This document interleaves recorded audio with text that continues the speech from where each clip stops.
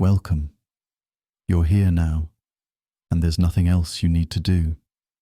Let your mind gently wander backward through centuries, drifting softly into a distant world lit only by candle flame and starlight. Tonight, you'll walk quietly beside a figure whose name changed history, a man whose quiet ambition reshaped kingdoms, whose calm resolve guided him across moonlit seas to a land softly waiting beyond the horizon. His story is not merely one of battles or conquest, but of whispers in softly illuminated castles, of secret dreams gently nurtured beneath Normandy's starlit skies, and quiet courage tested at dawn on an English field. This is the life of William the Conqueror, the dreamer, the subtle voice behind 1,000 years of history. Close your eyes. Let the day fade behind you, and listen closely as a gentle tale slowly unfolds. William was born into a world of quiet uncertainty in around the year 1028, in the small town of Falaise, nestled gently within the rolling hills of the Duchy of Normandy.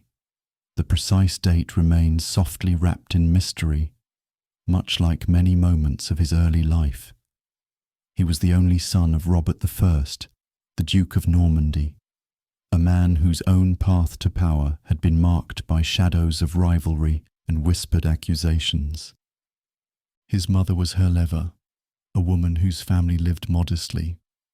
Her father Fulbert was likely a humble tanner or embalmer. Though Herleva's status was not high, she was part of the ducal household, quietly present, yet never formally wed to Robert. Later, Herleva married Herluin de Conqueror, with whom she had 2 more sons, Odo of Bayeux and Count Robert of Mortain, and a daughter whose name has slipped from history's grasp. Herleva's brother Walter remained a steadfast guardian to young William during the fragile years of his youth. Robert I ascended as Duke of Normandy under uneasy circumstances after the sudden death of his older brother, Richard III, in August of 1027. Whispers filled the halls and candlelit chambers, accusing Robert of having had a hand in Richard's unexpected demise, accusations that hovered gently between plausible rumour and subtle, unresolved mystery. The duchy itself was unsettled. Noble families squabbled and despoiled church lands, and external threats, such as Alan III of Brittany's ambitions, cast quiet shadows of war across Normandy's peaceful countryside. Despite these challenges, Robert skillfully gathered a circle of powerful allies around him, including his uncle Robert, Archbishop of Rouen, and prominent nobles such as Osberne and Gilbert of Brion, men whose loyalty and influence would later become crucial to William's own life. Even in those uncertain days, Robert carefully extended Norman protection to the exiled English princes, Edward and Alfred, quietly shaping future alliances across the Channel. Questions lingered carefully about William's legitimacy as heir, yet historical precedent offered him subtle protection. Earlier Norman dukes had also been illegitimate. Quietly, in ducal charters and whispered council discussions, it became clear that William was his father's chosen successor. In 1034, Duke Robert, drawn by spiritual longing or perhaps driven by unseen burdens, announced his intention to journey to Jerusalem. Despite gentle pleas and warnings from his nobles, Robert remained resolute. In the chilly January of 1035, within the lit halls of the Norman Council, Robert had his magnates swear a quiet but binding oath of fealty to young William. Soon after, he departed for the distant Holy Land, never to return. His journey ended in tragedy at Nicaea, in early July of the same year. leaving young William to face a future filled with both promise and uncertainty. With his father's passing, William's childhood softly faded, replaced by an early awareness of responsibility that weighed carefully yet undeniably on his young shoulders. He now stood at the threshold of destiny, where quiet dreams gave way to the careful steps he must take to become Duke, guiding Normandy through times uncertain yet full of promise. In these quiet, uncertain days, William must have felt the weight of his father's legacy resting heavily yet gently upon him. Too young perhaps to fully grasp its depth, yet already sensing the seriousness of the role he was born to play. Upon becoming Duke, William faced immediate and quiet challenges. He was young, perhaps only 7 or 8 years old, and questions surrounding his legitimacy lingered like whispers through the candlelit halls of Normandy. Yet, in these early and fragile years, William was supported by powerful and steady hands. His great-uncle, Archbishop Robert, along with King Henry I of France, extended their careful protection, helping the young Duke find his footing in the shifting sands of Norman politics. Initially, his guardians attempted to continue his father's gentle diplomacy, maintaining support for the exiled English princes, Edward and Alfred. Yet, the peaceful stability William had briefly known was shaken deeply by Archbishop Robert's death in March 1037. With his passing, Normandy descended swiftly into quiet chaos. Ambitious noblemen vied subtly but fiercely for power, each seeking control over the young Duke, whose innocence stood at the centre of their hidden struggles. For a decade, Normandy's peace frayed quietly at the edges, plunging into a gentle yet persistent state of anarchy. Guardians came and went with tragic swiftness. Alan of Brittany, who first took custody of William, died in 1039 or 1040. Gilbert of Brionne, stepping in as protector, was killed mere months later. Then Turchitil, another guardian, met his end around the same time as Gilbert. Even Osbern, a trusted protector, was slain during the stillness of night in William's own chamber, as the young Duke lay sleeping. Throughout these turbulent years, William's maternal uncle Walter served as a quiet guardian angel, occasionally forced to hide the young Duke in humble village homes, shielding him from unseen threats. Historian Eleanor Searle suggests William spent much of his youth quietly surrounded by cousins who would later become important figures: William Fitz-Osbern, Roger de Beaumont, and Roger of Montgomery. Despite Normandy's private wars and whispered feuds, many of the region's viscounts still acknowledged William's authority, and the gentle yet steadfast support of the Church ensured the young Duke's survival through his most vulnerable years. Amidst this quiet chaos, William grew steadily stronger, his gentle resilience preparing him carefully for the path of greatness and challenge that still lay ahead. King Henry continued to quietly support the young Duke, yet Normandy remained turbulent beneath the surface. In late 1046, William's opponents carefully united in quiet rebellion, gathering around Guy of Burgundy, Nigel, Viscount of the Cotentin, and Ranulph, Viscount of the Bessin. Legend softly whispers that they tried to seize William under cover of darkness at Valognes, but the young Duke escaped into the night, finding safe refuge at King Henry's side. Early the next year, in 1047, William returned alongside King Henry to confront his opponents. They met in the gentle rolling fields near Caen, at a place called Valesdune. The Battle of Valesdunes unfolded quietly, leaving behind few recorded details. yet its significance echoed gently through Normandy's history. While William of Poitiers praised William's bravery and decisive actions, earlier voices suggested King Henry's guidance, and men played an equally important role in the quiet triumph. With this gentle yet pivotal victory, William firmly assumed power in Normandy. Soon after, he introduced the Truce of God, a calm, thoughtful decree designed to limit warfare by restricting the days when combat was allowed. Though the Battle of Valais-Dunes marked a quiet turning point, William's struggle for control was far from over. From 1047 to 1054, Normandy saw nearly continuous yet gentle conflict, with smaller disputes continuing until around 1060. Throughout these quiet storms, William steadily strengthened his grasp, preparing himself carefully and patiently for the greater challenges that lay ahead.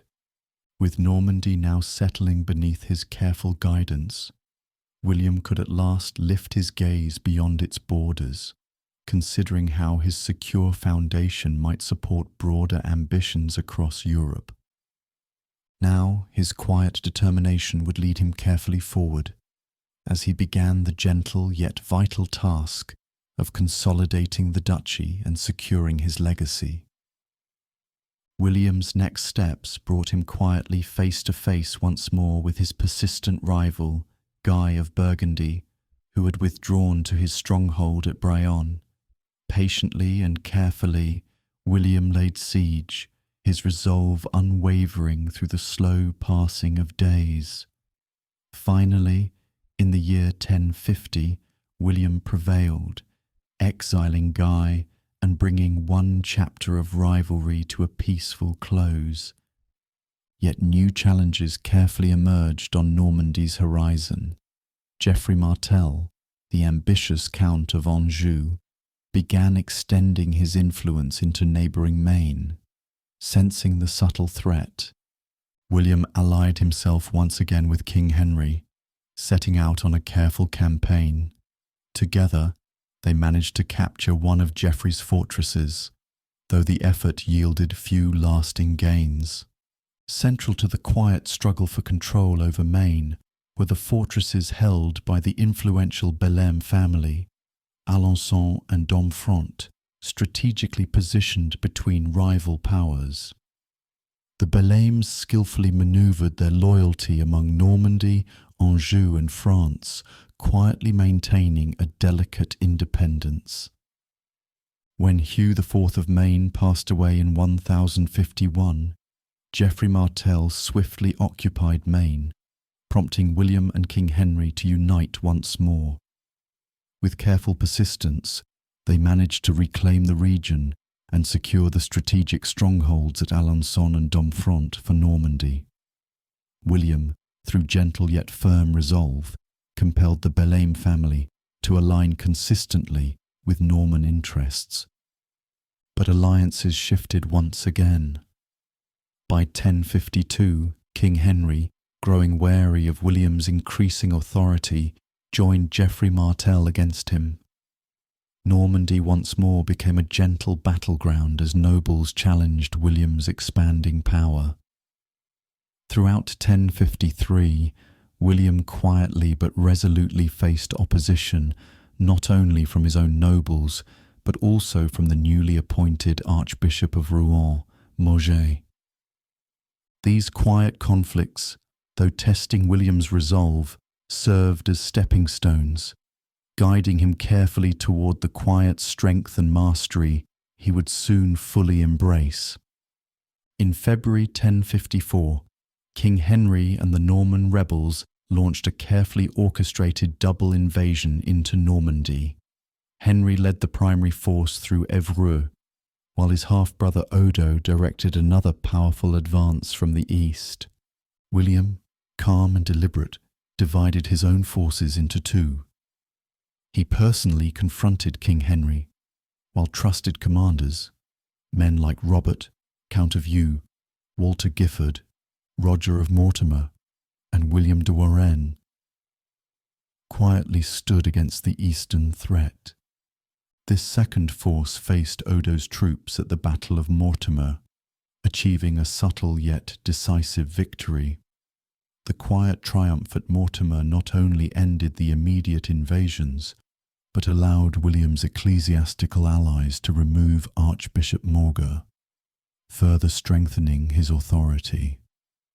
Although Mortimer represented another quiet turning point, William's conflict with Henry and Geoffrey Martel persisted until 1060. In 1057, the persistent adversaries again challenged Normandy, only to be defeated by William at Varaville, the last invasion Normandy would experience under William's lifetime. By 1058, William confidently moved into the county of Dreux, capturing strategic points at Tillières-sur-Avre and Timers. A prolonged siege at Timers continued until King Henry's death 2 years later. The subsequent passing of Geoffrey Martel in 1060 gently but firmly cemented William's dominance over his duchy. Adding to his quiet strength was William's marriage to Matilda of Flanders, daughter of Count Baldwin V, arranged around 1049. Despite initial opposition from Pope Leo IX, who forbade their union at the Council of Rheims, William and Matilda wed quietly in the early 1050s. Although papal approval may have arrived later, secured possibly by their founding of 2 monasteries in Caen, the marriage significantly enhanced William's status. Flanders was among the most influential territories of France, with strong ties to both the French crown and German emperors.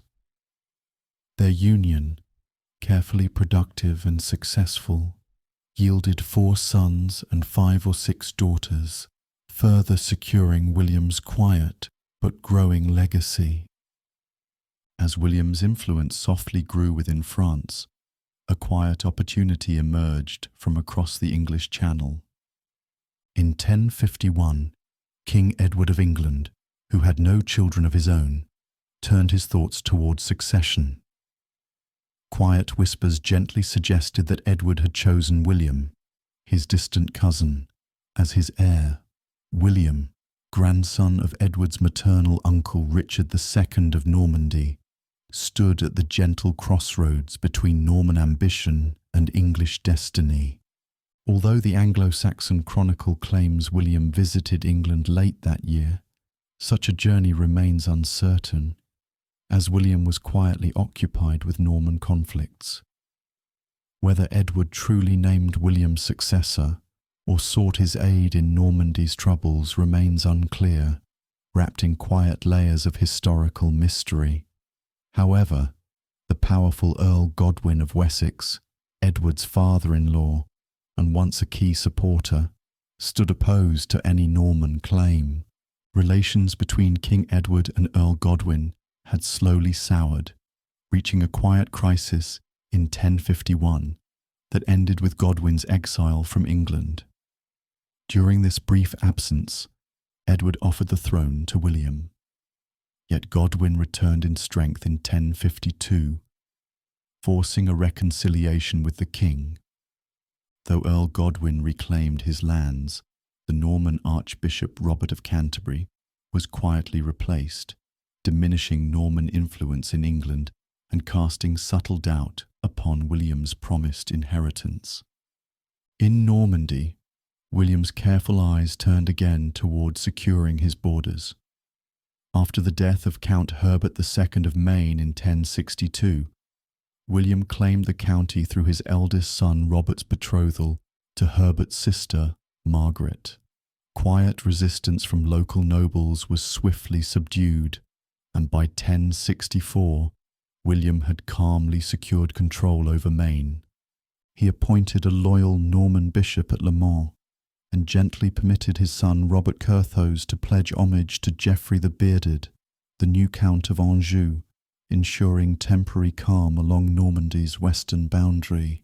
William's careful attention to Maine was not merely territorial ambition, but was driven by thoughtful strategic considerations. Maine, situated between Normandy, Anjou, and Brittany, occupied a delicate position of quiet yet crucial importance, influencing the balance of power in northern France. Recognizing that control over Maine meant securing his southern border and stabilizing his authority, William approached the region with a careful blend of diplomacy and force. He cautiously appointed loyal Norman bishops and carefully cultivated alliances, understanding that the loyalty of local nobles was essential for long-term peace. Despite occasional quiet rebellions and setbacks, William's persistent yet patient strategies ensured that Maine remained, for much of his reign, a gentle cornerstone of Norman influence, providing stability and strategic depth that allowed him to focus attentively on broader European ambitions. Yet Brittany still remained subtly uncertain. In 1064, William advanced into Brittany, a campaign whose details remain gently obscured by history. Its effects, however, disrupted Breton stability, forcing Duke Conan II inward to manage his own internal conflicts. Conan's muted passing in 1066 further secured Normandy's borders, and William's careful diplomacy won him allies among Breton nobles, men who would soon quietly support his impending journey across the Channel, toward a distant shore and a destiny waiting. Earl Godwin passed away in 1053, shifting the balance of power within England. Harold, his son, stepped into his father's role as Earl of Wessex. His brothers soon received their own titles. Tostig became Earl of Northumbria, Gurth was appointed Earl of East Anglia, and Leofwine was granted the earldom of Kent. Norman whispers later claimed that Harold visited Normandy in 1064, participating in William's Breton campaign and swearing an oath to support William's claim to the English throne. Yet, this quiet journey is disputed, possibly a subtle Norman effort to undermine Harold's legitimacy. By now, Harold had quietly emerged as William's primary rival for Edward's succession. Meanwhile, another quiet contender returned to English shores in 1057. Edward the Exile, grandson of Ethelred II, arrived with his young family, including his son Edgar the Etheling.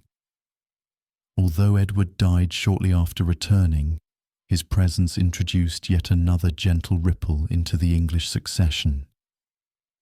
In 1065, quiet unrest stirred in Northumbria. Rebels replaced Tostig with Morcar, brother of Earl Edwin of Mercia. Harold, seeking allies for his future ambitions, supported this decision and persuaded the ailing King Edward to accept the rebels' choice. Tostig fled into exile, joining his wife Judith in Flanders. King Edward passed gently from life on January 5, 1066. At his deathbed, attended by his wife Edith, Harold, Archbishop Stigand, and Robert Fitzwimark, Edward softly spoke his last wishes. According to one quiet narrative, he named Harold as his successor. Norman sources contested this claim, arguing that earlier promises to William could not be altered by words whispered in Edward's final moments. Yet English records quietly insisted Harold's rise was legitimate, chosen by the assembled clergy and nobles of the land. Thus, England stood poised, waiting as destiny unfolded. Thus, with quiet strength, William secured his hold over Normandy, yet his gaze now drifted gently across the English Channel, toward a distant shore where destiny waited softly and patiently. England, uncertain and restless after King Edward's passing, lay open, its throne contested, and its future uncertain. It was here that William's careful preparations would soon unfold into one of history's most quiet yet pivotal moments. Harold was crowned King of England on the 6th of January, 1066, within the softly illuminated walls of Westminster Abbey, a grand new church constructed in the gentle style of Normandy. Quiet controversy lingered around the coronation itself. English sources claimed it was Eldred, the Archbishop of York, who crowned Harold. Yet Norman records quietly insisted the ceremony was performed by Archbishop Stigand, considered by Rome to lack full legitimacy. Harold's claim to the English throne remained uncertain, challenged from multiple directions. Among the contenders was Harold's own brother, Tostig, exiled but ambitious. Another claimant was Harold Hardrada, King of Norway, who based his claim on an old promise made decades before. Yet it was William of Normandy who loomed largest in Harold's quiet anxieties, prompting him to carefully prepare defences against the anticipated Norman invasion. In May of 1066, Harold's brother Tostig made gentle attempts to reclaim influence, raiding along England's southern coast with a fleet provided by Baldwin of Flanders. These subtle efforts gained little local support, forcing Tostig into quiet retreat towards Scotland. Norman accounts softly suggested that Duke William sent emissaries reminding Harold of past oaths, but the historical truth of this gentle claim remains uncertain.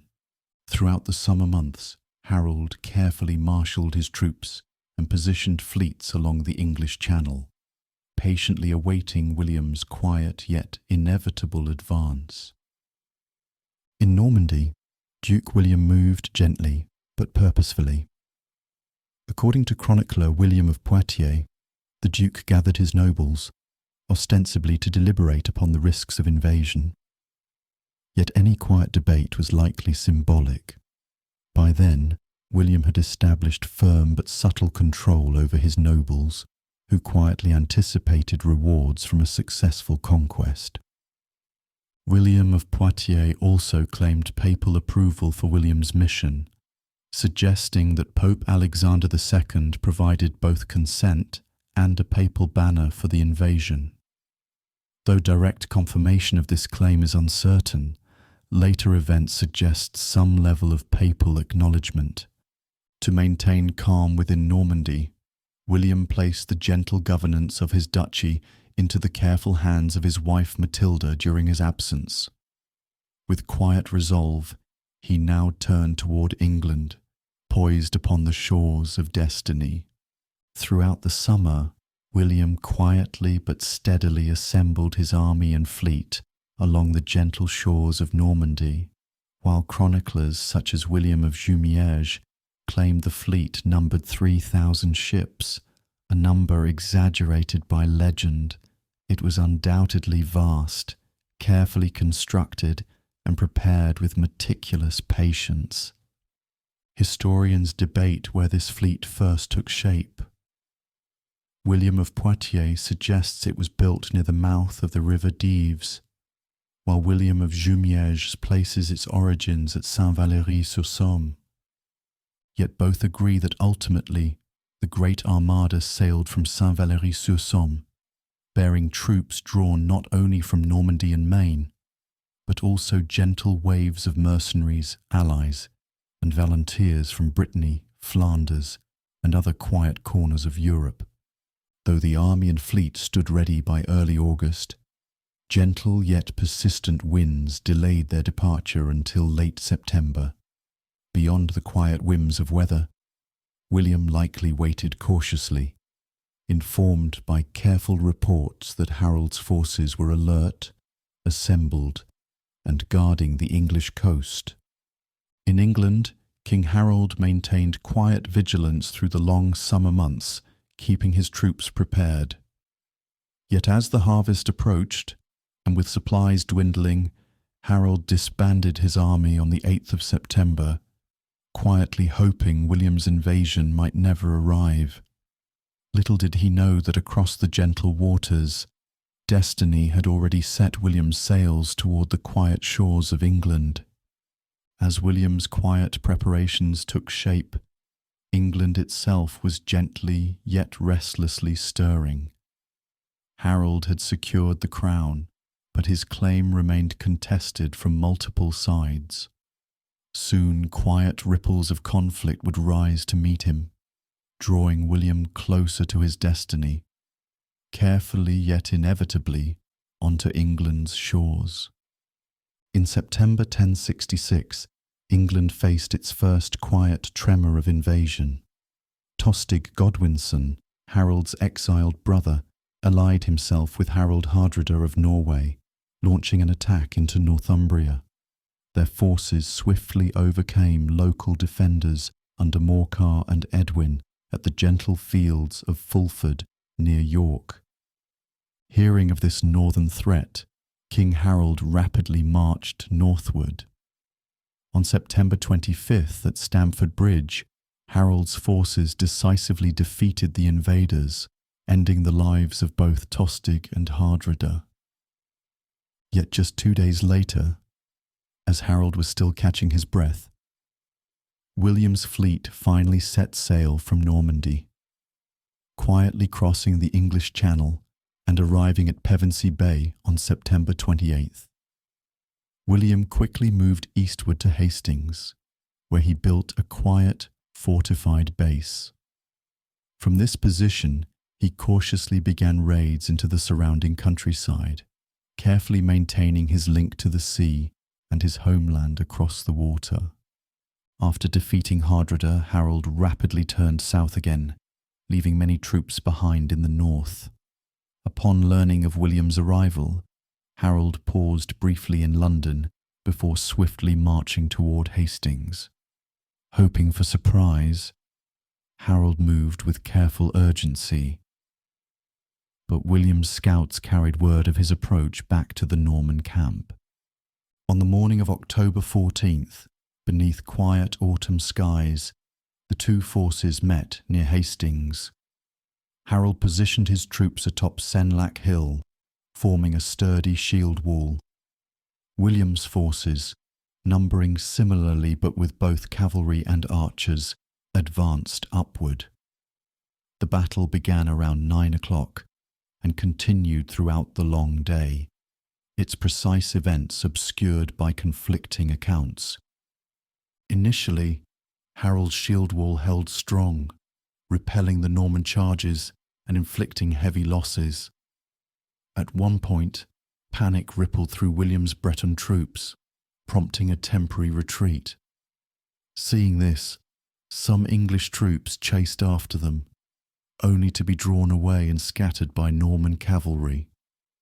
Rumours briefly whispered through the Norman ranks that William himself had fallen, yet he calmly rallied his forces, regaining control. Twice more, William's troops feigned retreat, each time luring English soldiers into vulnerable pursuit. As the day wore on, the decisive moment came. Harold himself fell, whether by an arrow, as later stories suggested, or directly by William's hand, as William of Jumièges claimed, remains uncertain, wrapped in historical mystery. Harold's body was identified the following day. His grieving mother, Geitha, offered William the weight of her son's body in gold for its return, but William refused.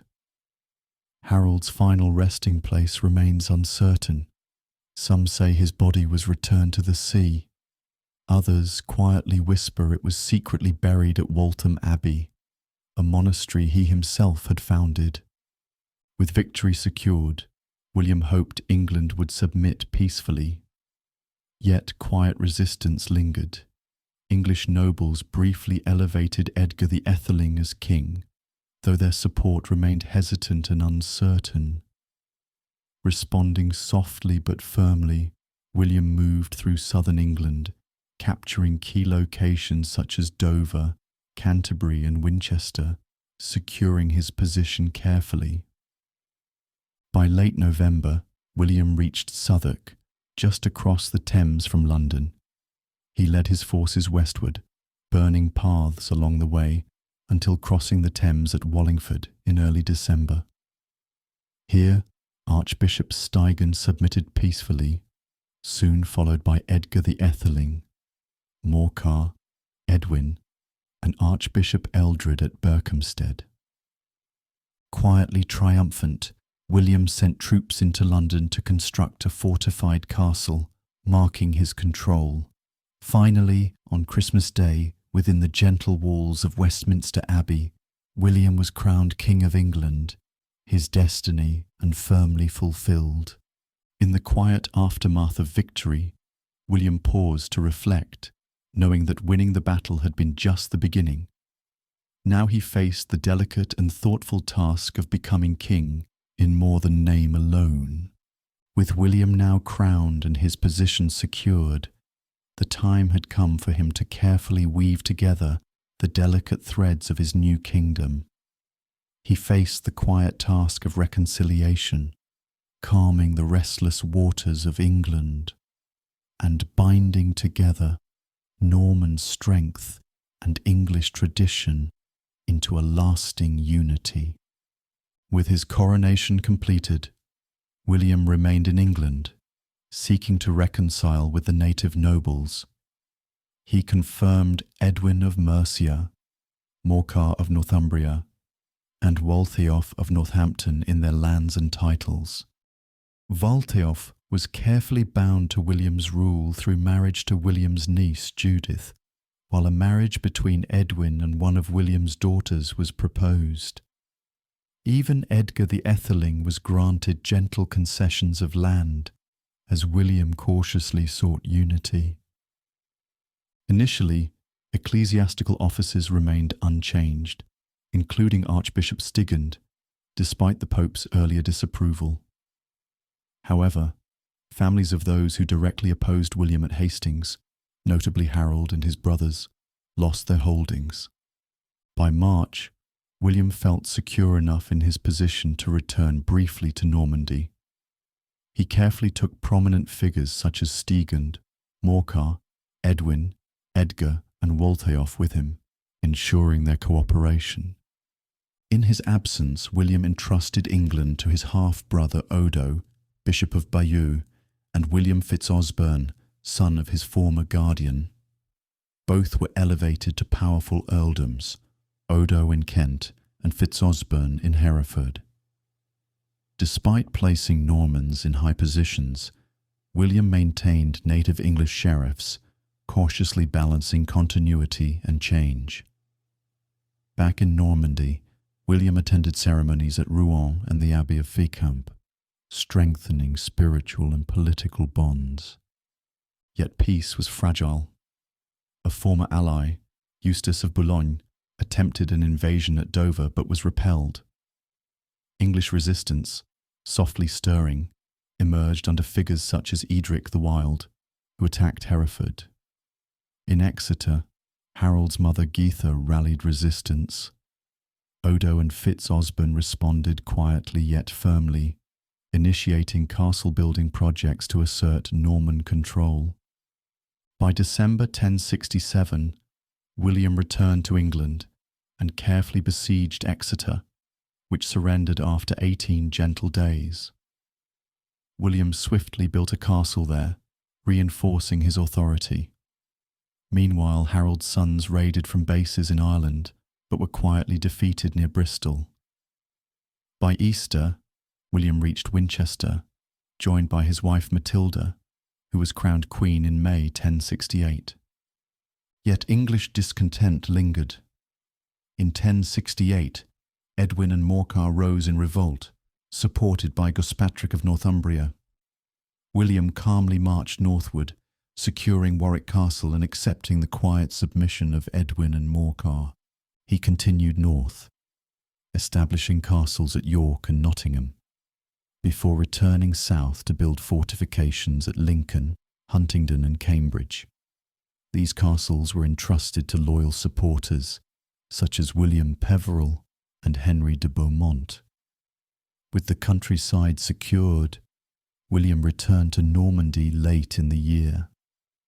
In early 1069, rebellion stirred again, led softly by Edgar the Etheling. Joining forces with Danish King Svein, Edgar briefly captured York. William responded swiftly, symbolically wearing his crown amidst the ruins of York at Christmas. After buying off the Danes, William marched resolutely to the River Tees, ravaging rebellious lands along his path. Edgar fled into exile in Scotland, while other rebels like Waltheof and Gospatric submitted and retained their lands.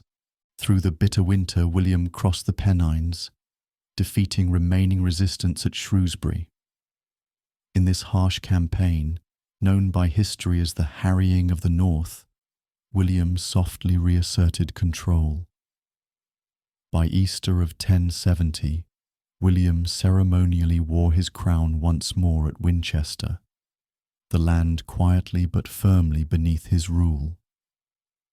Yet William understood that lasting peace required more than military strength. It demanded spiritual authority and gentle reform of the English Church, aligning it with his vision of unified rule. With England now quiet beneath his rule, William turned his attention gently toward matters of faith, seeking to align his new kingdom with the spiritual authority of Rome. In 1060, at Winchester, William met with 3 papal legates, John Minutus, Peter, and Ermenfrid of Sion, who had been dispatched by the Pope himself. In a solemn Easter ceremony, these legates ceremonially crowned William once again, providing a clear papal acknowledgement of William's conquest. Historian David Bates later described this moment as a ceremonial seal of approval, affirming William's authority. Following this symbolic act, William and the papal envoys carefully convened several ecclesiastical councils to reform and reorganize the English Church. Archbishop Stigand and his brother Ethelmer, Bishop of Elmham, were removed from their positions, as were several native English abbots. In their place, new Norman appointments emerged. Lanfranc became Archbishop of Canterbury, and Thomas of Bayeux was appointed Archbishop of York, replacing Ealdred, who had passed away the previous year. William's half-brother Odo may have quietly hoped to receive the Canterbury appointment, yet William, mindful not to grant excessive power to any single family member, declined. It was also suggested that the papacy itself may have preferred Lanfranc for the position.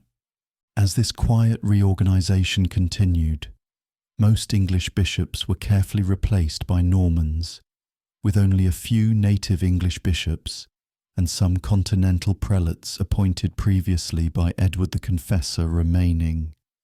In the same gentle spirit of reconciliation, William founded Battle Abbey in 1070, building this new monastery carefully upon the very ground where the Battle of Hastings had unfolded. This quiet act served both as a memorial to those lost and as penance for the bloodshed. Later, in 1080, at another ecclesiastical council in Lillebonne, William's ultimate authority over the Norman Church was reaffirmed, yet peace remained delicate. Early in 1070, despite prior promises to leave England, the Danish king Svein returned, raiding along the Humber and East Anglia and joining forces with the local Thegn, Hereward the Wake. Their forces quietly captured and looted Peterborough Abbey. William managed carefully to secure Sweyn's departure, allowing him to return his attention briefly to troubles in Maine, where Le Mans had risen in revolt.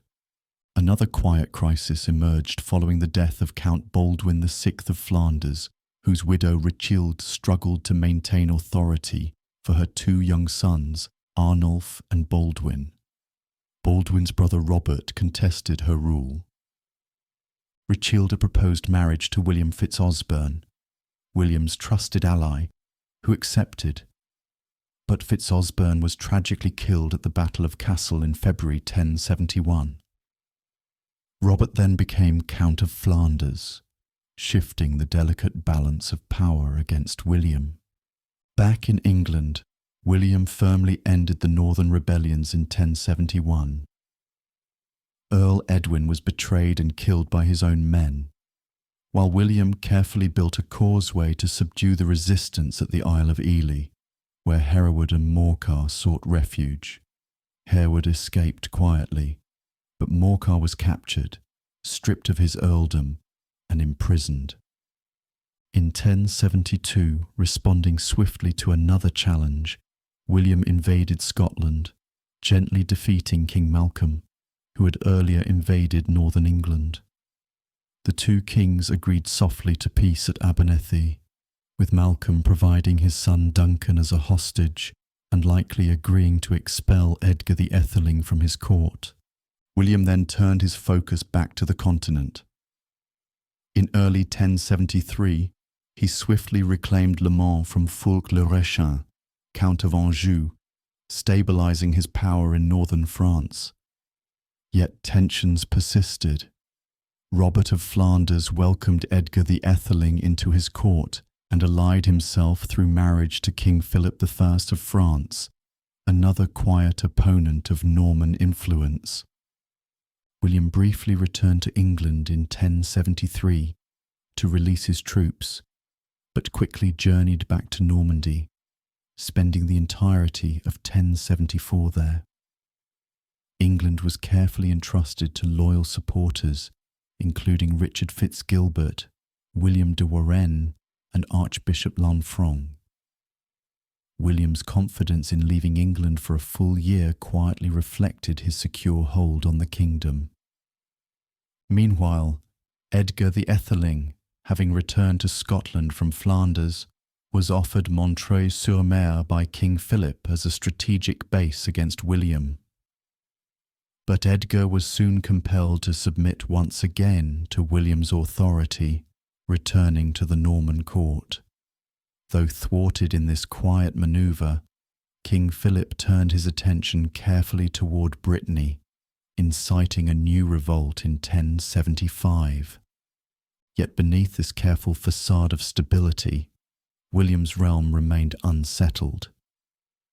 Quiet discontent stirred among some of his closest nobles, hidden tensions that would soon rise to test his calm authority and careful rule, challenging the quiet strength that William had so patiently woven into the fabric of his new kingdom.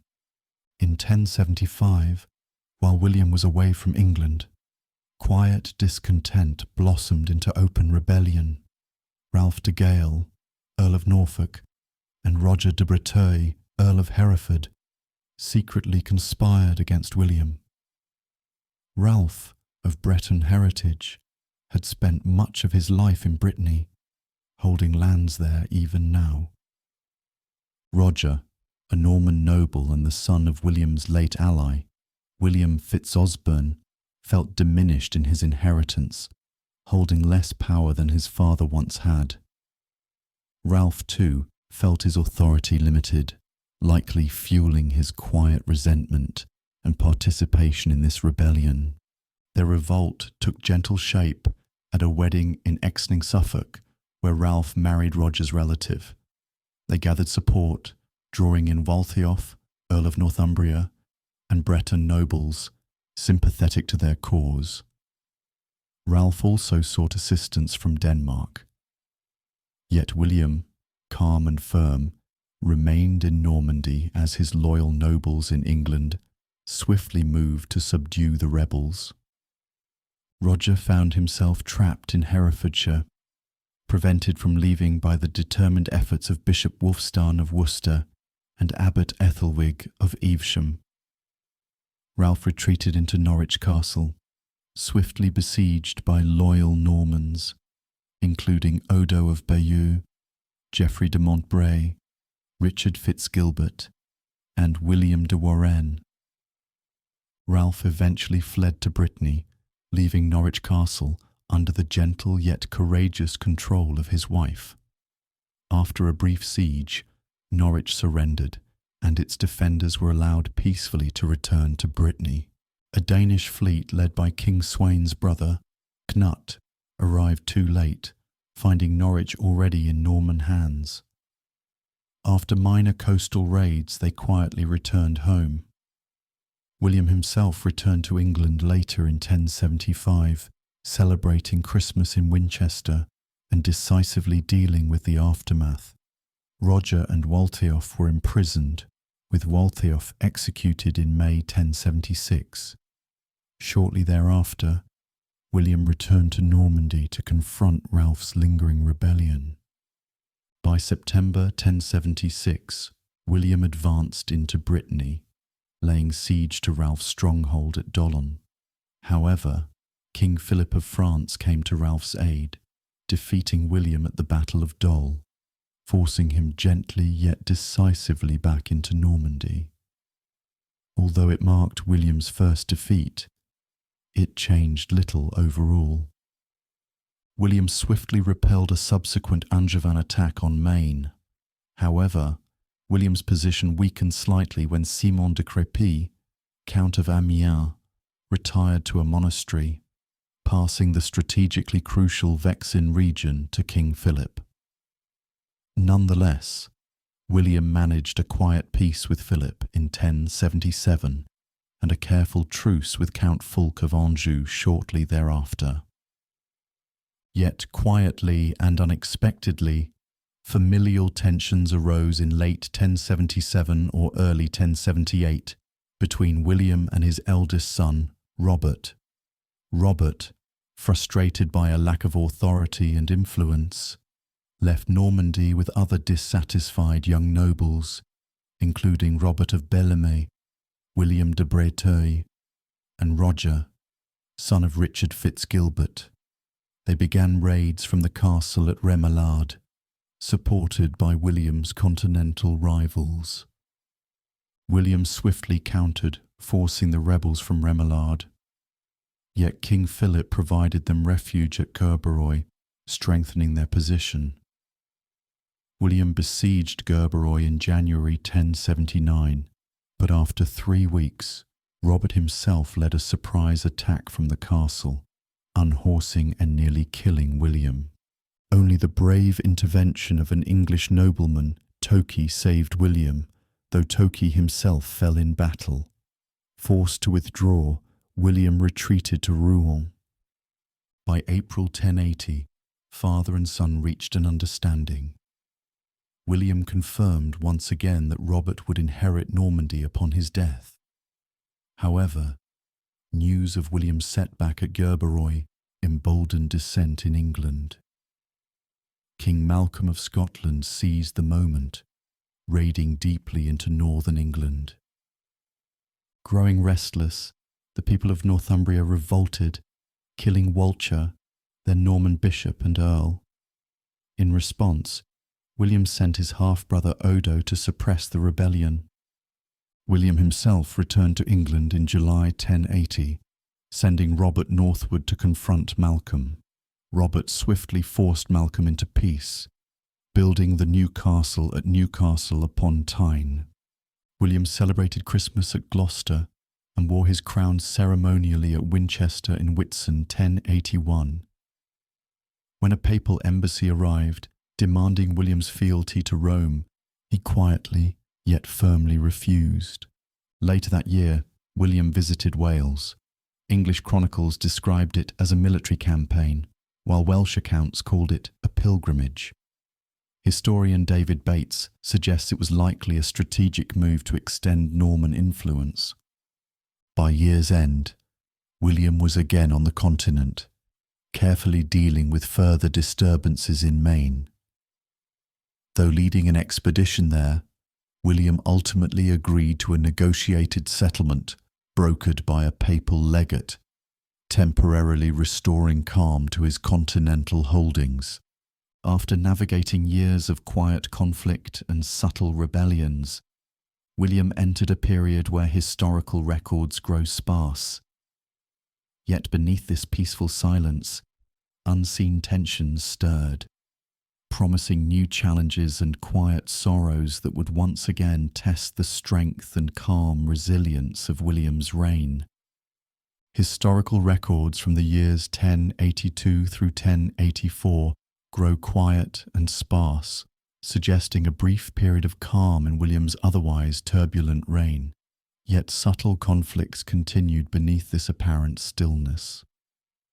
In 1082, William unexpectedly ordered the arrest of his own half-brother, Odo. The reasons remain unclear, though later chroniclers, including Orderic Vitalis, suggested Odo held ambitious plans, perhaps aspiring even to become pope.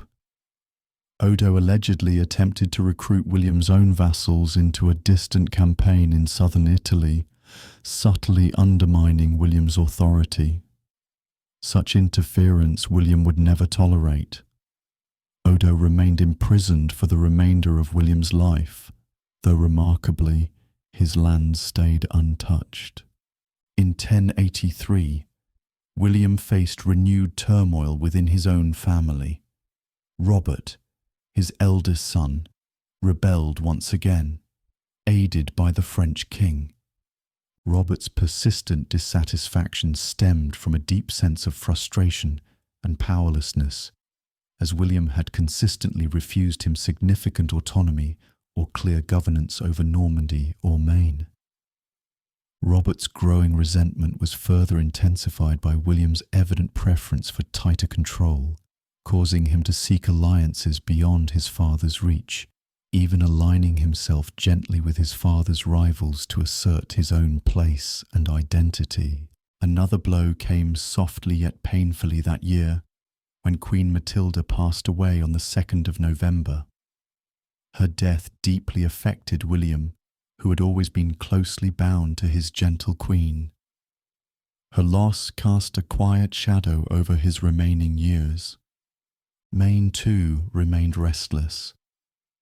Hubert de Beaumont-au-Maine rose in rebellion around 1084, and William's forces besieged him for nearly 2 patient years at his stronghold in Sainte-Suzanne.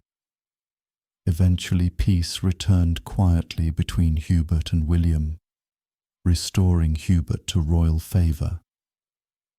William's movements during these years remain uncertain.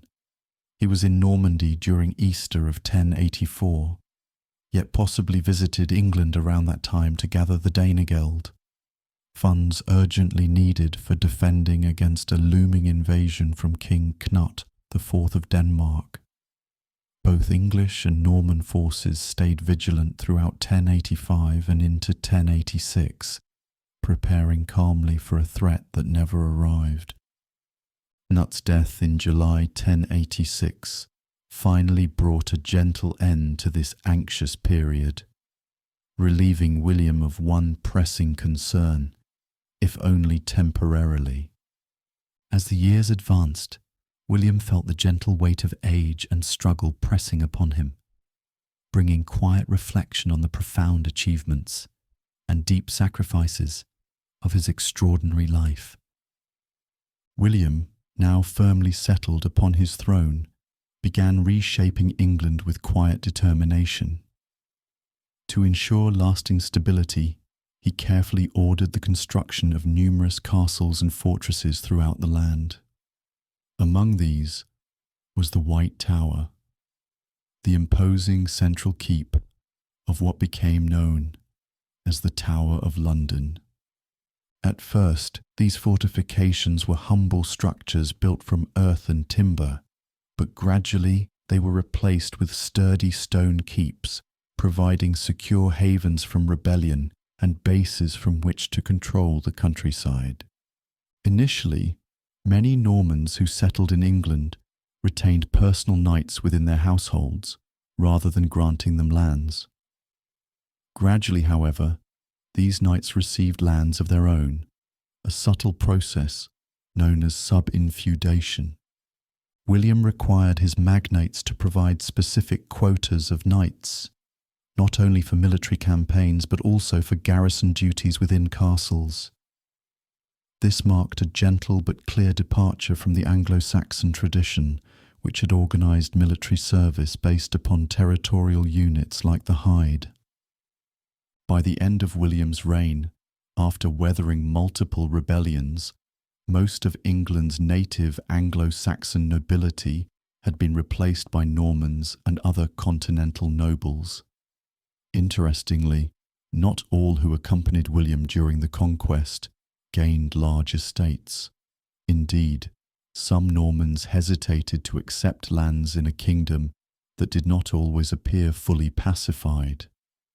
Among those who did rise to prominence, some were closely related to William or part of the Norman elite, yet others came from modest origins. To consolidate power strategically, William sometimes granted lands from several different English landholders into a single compact holding around a strategically placed castle, strengthening Norman control. William of Malmesbury, the medieval chronicler, claimed that William had seized and depopulated extensive lands, some 36 parishes, to create the Royal New Forest, driven by his great passion for hunting. Modern historians have questioned this account, concluding that these claims were exaggerated. Much of the area designated as the New Forest was poor farmland, sparsely settled even before William turned it into his personal hunting ground.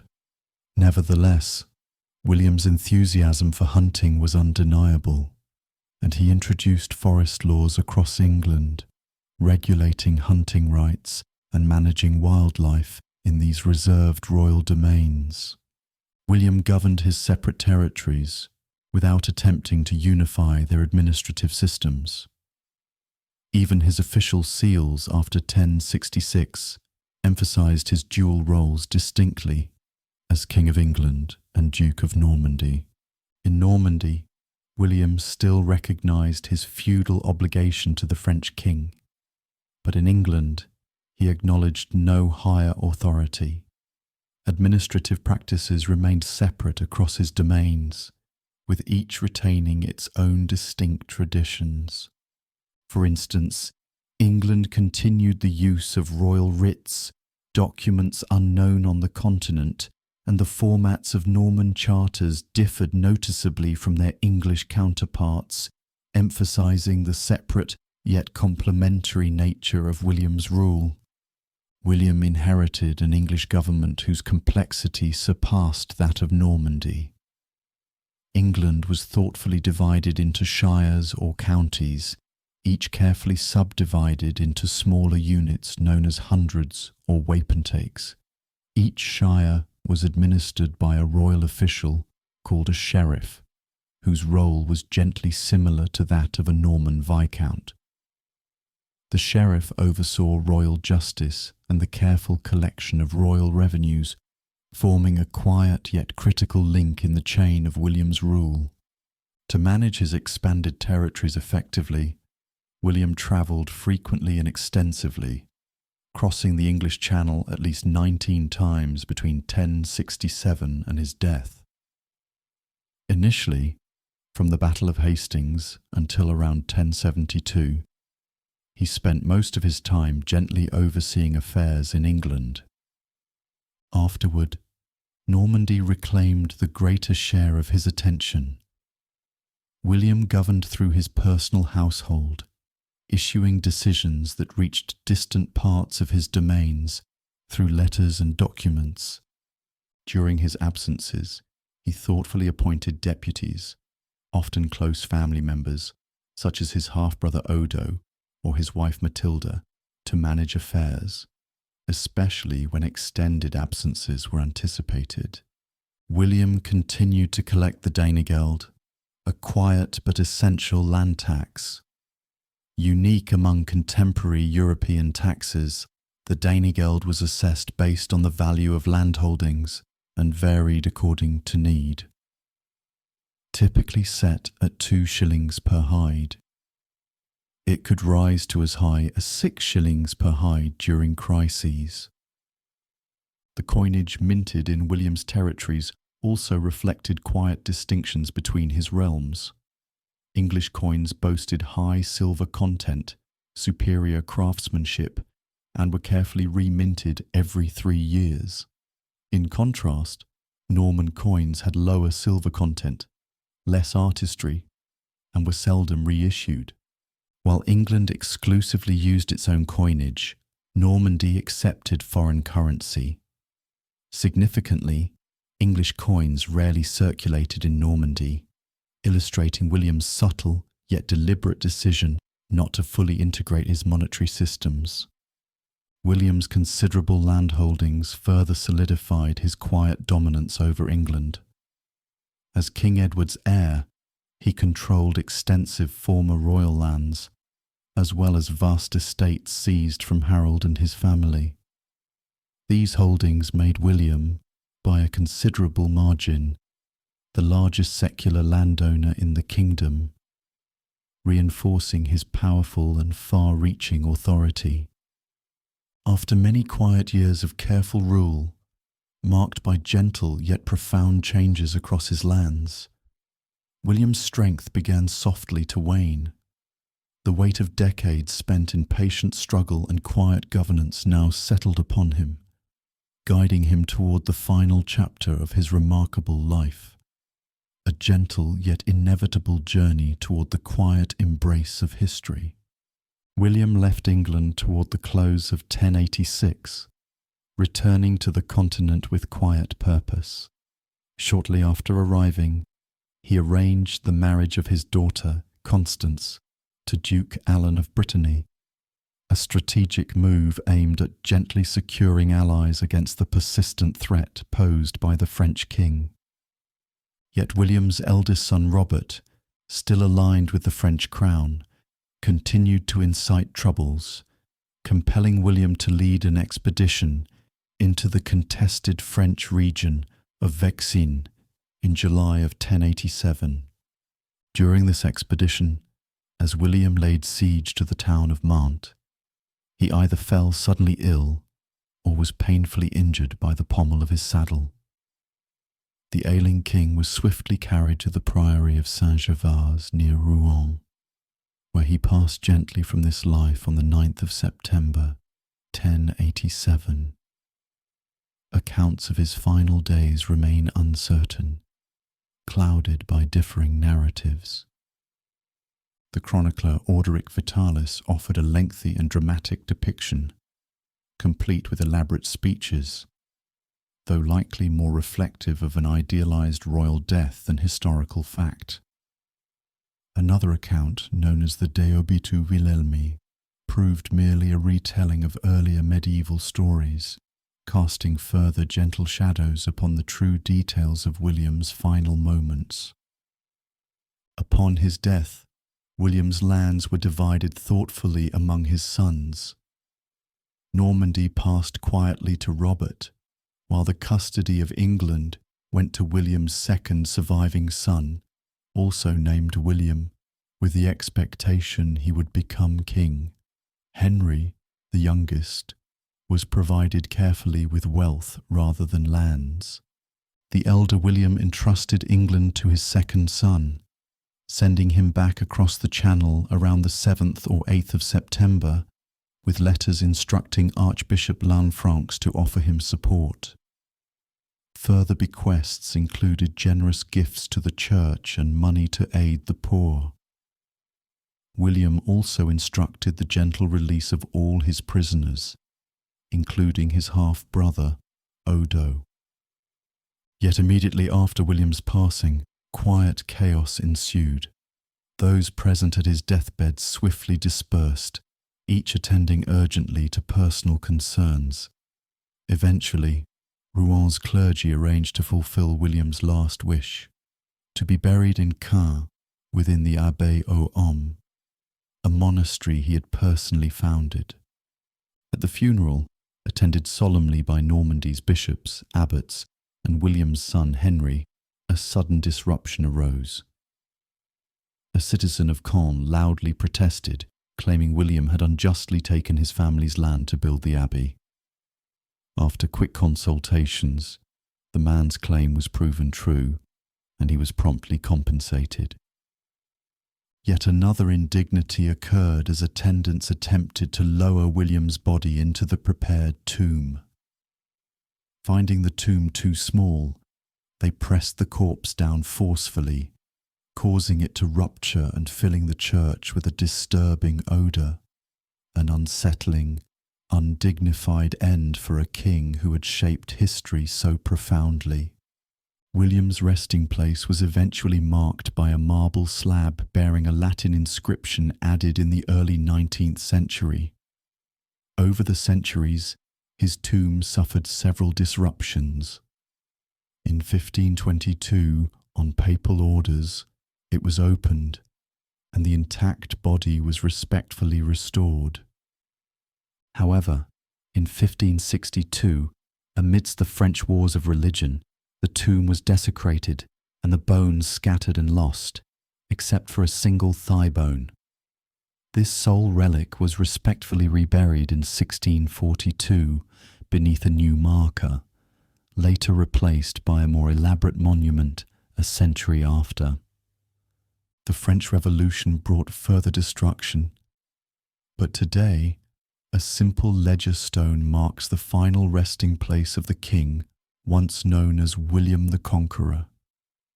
The immediate legacy of William's death was quiet conflict among his sons, as Robert and William fought over control of England and Normandy. Even after William the Younger's death in 1100 and the succession of their brother Henry, tensions persisted. Normandy and England remained contested until Henry decisively captured Robert at the Battle of Tinchebray in 1106. The succession disputes gently weakened Norman authority, allowing the aristocracy to regain lost power and causing Maine to break free from Norman influence. A quiet unravelling of the vast dominion William had so carefully assembled. The impact of William's conquest on England echoed through the centuries, profoundly reshaping the country's church, aristocracy, culture, and language. His invasion drew England closer to France, forging enduring bonds that shaped European politics throughout the Middle Ages. At the same time, it softly severed England's traditional connections with Scandinavia, redirecting the kingdom's gaze permanently toward the continent. William's rule thoughtfully blended Norman and English governmental practices, laying the foundations of the medieval English state. Yet historians continue to debate the scope and suddenness of these changes. Some, such as Richard Southern, have described William's conquest as the most radical transformation in European history, between the fall of Rome and the modern era. Others, including historians H.G. Richardson and G.O. Sales, suggest the conquest had far more modest consequences. Historian Eleanor Searle delicately portrays the invasion as a unique strategy, one only a ruler with Scandinavian roots could have conceived. Controversies surrounding William's legacy began even before his death. William of Poitiers praised William's reign in glowing terms, highlighting its stability and benefits. In sharp contrast, the Anglo-Saxon Chronicle condemned William in severe and bitter words. Centuries later, during the reign of Elizabeth I, Archbishop Matthew Parker viewed the conquest as having corrupted the purity of the English Church, which he sought to restore. Throughout the 17th and 18th centuries, historians and legal scholars characterized William's rule as a harsh Norman yoke imposed upon the native Anglo-Saxons, a view that intensified during the nationalism of the 19th century. These quiet yet persistent debates have led historians to portray William in starkly different lights. To some, he stands softly as one of the creators of England's greatness, while to others, he inflicted upon England one of its greatest defeats. Still others see him yet paradoxically as either an enemy of the English constitutional tradition or its very creator, a testament to the complexity and depth of William's enduring legacy. Today, William's influence remains subtly embedded in the very fabric of modern England. from the language we speak to the structures of governance guiding daily life. As centuries passed slowly by, William's legacy quietly yet persistently endured, woven subtly into the tapestry of history. He had arrived in this world amid whispers and uncertainty, stepping softly yet resolutely through each chapter of his remarkable life. From the little town of Falaise to the towering walls of the castles he built, William's careful hand guided kingdoms, reshaped destinies, and left an indelible imprint upon the land and its people. Today, his quiet echoes linger, felt in the stones of ancient Norman castles, whispered through the fields of Hastings, and preserved in the gentle pages of history.